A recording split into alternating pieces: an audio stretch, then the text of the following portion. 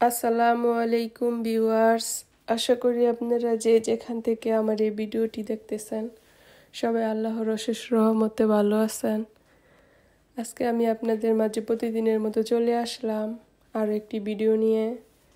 আজকে আপনাদের সাথে আমি শেয়ার করব সারাদিনে কি কাজ করলাম, টুকটাক একটু তো যতটুকু পারি আর কি একটু একটু করে শেয়ার করব।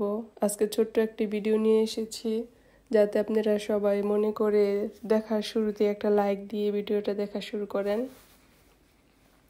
আশা করি আপনাদের কাছে ভালো লাগবে। আমি যেহেতু অত বড় বড় ভিডিও দেই না, ছোটই দেই, মাঝখানে 2-3 দিন একটু 10 মিনিট বা 9 মিনিট এরকম দিছিলাম। তো এই জন্য আজকে আমি একটু ব্যস্ত ছিলাম। সপ্তাহে 2 দিন সোম মঙ্গল আমি সবসময় ব্যস্ত থাকি, যেটা কিনা আপনাদের কখনো বলা হয়নি। তো এই জন্য আর কি ব্যস্ততার কারণে তখন বড় বড় ভিডিও দিতে পারি না। আর আপনাদের সবার ভিডিও আমি তখন দেখি, কিন্তু আমি অনেক রাত্রে দেখি, সারাদিন ব্যস্ত থাকি, এই জন্য আর কি রাত্রে দেখা হয়। আর আপনাদের অনেকের ভিডিও দেখি, কিন্তু ওই সময় দেখা যায় কি একটার পর একটা ভিডিও চলতে থাকে, কিন্তু আমি কমেন্ট করতে পারি না। এই জন্য আপনারা ভাইবেন না যে আমি আপনাদের ভুলে গেছি বা দেখিনি। তো ওটা আর কি বলে দিলাম মনে করে, যদি আগামীকালকে আমার ভিডিও দেখতেও যদি দেরি হয় বা আপনাদের সাথে যদি কোনো রকম আমি যোগাযোগ না করি, তাহলে কোনো সমস্যা নেই, আমি সেটা পরে হলেও দেখে নেব। আর যতদিন আসি ইউটিউবে ততদিন আপনাদের সাথে দেখা সাক্ষাৎ হবে ইনশাল্লাহ, বাকিটা জানি না। তো এখন আমি করলা ভাজি করে নিলাম চিংড়ি মাছ দিয়ে, সেটা আপনাদের সাথে একটু দেখালাম। আর এখন এই বেলে মাছগুলো আমি সিম দিয়ে রান্না করব। আজকে একটু মাছটা ভেজে রান্না করব, কারণ এটা যেহেতু একটা নরম মাছ, সবসময় আমি মাছ না ভেজে রান্না করি বেশিরভাগ সময়। তো মাঝে মধ্যে একটু ভেজে রান্না করি, সেটা মাঝে মধ্যে। তো যেহেতু সিম দিয়ে রান্না করব, সেহেতু ভাবলাম যে যদি ভেজে রান্না করি তাহলে ভালো লাগবে, এই জন্য ভেজে রান্না করলাম। আজকে আপনাদের সাথে বেশি বেশি কথা বলবো না, আর বেশি কিছু শেয়ার করব না, একটু শর্টকাটে একটু শেষ করব। আর আপনাদের সাথে আর কি একটু কথা বলবো এই আর কি। তো এখানে আমার মাছটা ভাজা হচ্ছিল, আর এক চুলায় আমি মাছটা রান্না করার জন্য পাতিল বসিয়ে দিছি। আর আমার এই পাতিলগুলো এরকম দেখায়, আপনারা কিছু মনে করবেন না, কারণ আমার নন স্টিকের পাতিল থেকে আর কি সিলভারের যে পাতিলগুলো আছে এগুলাতে কাজ করতে আর কি ভালো লাগে, রান্না করতে ভালো লাগে, খেতে ভালো লাগে। আর নন স্টিকের পাতিলে খাওয়া ভালো না, যদিও আমরা শখের বশে সবাই কিনে রান্না করি। তো আমার কাছে সিলভারের এই পাতিলগুলো খুব ভালো লাগে রান্না করতে। তো যেহেতু এই পাতিলগুলোতে আমার রান্না করতে ভালো লাগে, সেজন্য আমি সবসময় এই পাতিলগুলোতে রান্না করি। আর এই পাতিলগুলো কিন্তু অনেক বেশি হেভি, চাইলে ফালাই দেওয়া যায় না। আর ননস্টিকের পাতিল আছে, কিন্তু ওই পাতিলগুলোতে আমার রান্না করতে ভালো লাগে না।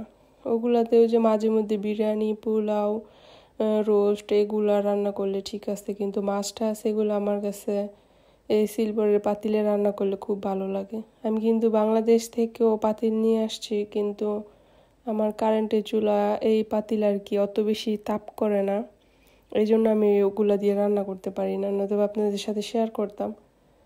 আর আমি যখন রান্না করতেছি এত বেশি ধোঁয়া হচ্ছিল, ধোঁয়ার কারণে আর কি আপনাদেরকে তরকারির কালার আর তরকারি দেখাতে পাচ্ছিলাম না। তো আমার সিমটা যখন কষানো হয়ে গেছে, তখন আমি এই যে আলু দিয়ে দিলাম, কারণ এখানকার আলু অনেক তাড়াতাড়ি আর কি সিদ্ধ হয়ে যায়, যেটা কিনা দেওয়ার সাথে সাথে পানি দিয়ে ফেলতে হয়, নয়তোবা পরবর্তীতে দেখা যায় যে আলু নরম হয়ে একদম গলে যায়। এই জন্য আর কি আলুটা একদম লাস্ট মুহূর্তে দিতে হয়। তো আমি এখন টমেটো দিয়ে পানিও দিয়ে দেব, যাতে করে আলুটা একদম গলে না যায়। তো টমেটো দেওয়ার পর আমি পানি দিয়ে দেবো, এই জন্য আর নাড়াচাড়া দিচ্ছি না, যেহেতু এখন আর নাড়াচাড়া দিতে হবে না। আর আমার এই রান্নাটা কেমন হয়েছে আপনারা জানাবেন, আর আমার ভিডিওটার পাশে থাকবেন। আমি আজকে এই যে ছোট্টখাটো একটা ভিডিও নিয়ে আসলাম, জানি না কে কোন পর্যন্ত দেখবেন। যারা দেখার হয় তারা তো দেখেনি। তো রান্না করার মাঝখানে আমার ধনেপাতা দরকার। তো এত বেশি ঠান্ডা ছিল, বাহিরে কোনো গাছই ছিল না, শুধু এই ধনেপাতা গাছগুলো আরও 3-4 মাস আগে এমন হবে লাগিয়েছিলাম। তো খাওয়া হয়নি, এভাবেই বাহিরে ছিল, আর এগুলি সব ঠান্ডায় আর কি নষ্ট হয়ে গেছে, এগুলি হচ্ছে এদেশের একটা ঘাস হয়ে গেছে। তো যদি গরম পর্যন্ত আল্লাহ পাক বাঁচিয়ে রাখে তাহলে আপনাদের সাথে ইনশাল্লাহ শেয়ার করব যে আমি গরমের দিন কি কি গাছ লাগাই। আর আপনাদের ভাইয়া হচ্ছে দেখাচ্ছে যে কটা ধনেপাতা এখান থেকে উঠাইছি। তো এটাই এখন আমি নিয়ে কেটে ধুয়ে তারপরে হচ্ছে মাছের মধ্যে দিব। তো আমার মতো কার কার এমন ভালো লাগে গাছ লাগাতে আর গাছের ফ্রেশ ফ্রেশ ধনেপাতা বা সবজি খেতে বলবেন। আমার কিন্তু অনেক বেশি ভালো লাগে। আমি আমার ঘরের ভিতরেও এরকম গাছ লাগিয়ে রাখি, কিন্তু আমার গাছ বেঁচে থাকে না। অতিরিক্ত ঠান্ডার কারণে এগুলি সব মারা যায়। ঘরে কিন্তু হিটার ছাড়া থাকে, কিন্তু তারপরও মারা যায়। কিন্তু কি করব, যেহেতু বেঁচে থাকে না সেহেতু তো আর আমার কিছু করার নেই। তো শখের বশে যতটুকু পারি অতটুকুই চেষ্টা করি, বাকিটা জানি না। তো এখন আমার রান্নাটা শেষ হয়ে গেল। আমি কিছু হাঁড়ি পাতিল ছিল তো ধুয়ে নিচ্ছিলাম। আর আমার এই ধোয়া শেষ হলে এখন আর আপনাদের সাথে আর অন্য কিছু আর শেয়ার করতে পারিনি, কারণ আমার ওইরকম সময় ছিল না। আমি খুব ব্যস্ততার মাঝে আর কি, সোম মঙ্গল সপ্তাহে 2 দিন আমার অনেক ব্যস্ততার মাঝে যায়। এই জন্য আর কি বাকিটা শেয়ার করা হয়নি। তো আপনারা সবাই ভালো থাকবেন আর আমার জন্য বেশি বেশি করে দোয়া করবেন আর আমার ভিডিওটার পাশে থাকবেন। আমি যাতে সব সময় আপনাদের। আল্লাহ হাফেজ।